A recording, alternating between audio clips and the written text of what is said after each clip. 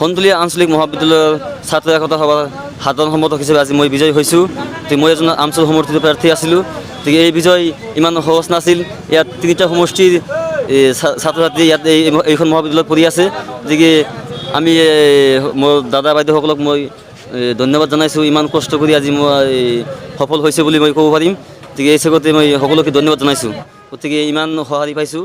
গতিকে আমি এই চেগতে মোৰ গাতলা নিউজক আমি ধন্যবাদ জনাইছোঁ। সন্তুলীয়া আঞ্চলিক মহাবিদ্যালয়ৰ পৰা যি ইউনিয়ন বডি গঠন কৰিলে আৰু ছাত্ৰ ছাত্ৰীসকলে যে ভোট দি তেওঁলোকৰ যে জয়যুক্ত কৰি আজি সন্তুলি বজাৰত আহি উপস্থিত হৈছে। ইতিমধ্যে আমচুৰ লগতে আমাৰ আমচুৰ সভাপতি আছে যে সন্তুলি আঞ্চলিক মহাবিদ্যালয়ৰ ছাত্ৰ একতা সভাৰ সাধাৰণ নিৰ্বাচনী হৈ গ'ল। তাতে আমাৰ আমচুৰ সমৰ্থিত প্ৰাৰ্থী যিসকল আছিল তাৰ ভিতৰত গোটেইকেইটাই জিকিছে। ইয়াত আমি দুজন আহিছে, দুজনক আমি ফুলাম গামোচাৰে সম্বোধনা জনাইছোঁ। আৰু আমচুৰ তৰফৰ পৰা মহাবিদ্যালয়ৰ ছাত্ৰ ছাত্ৰীসকলক সকলোকে ধন্যবাদ।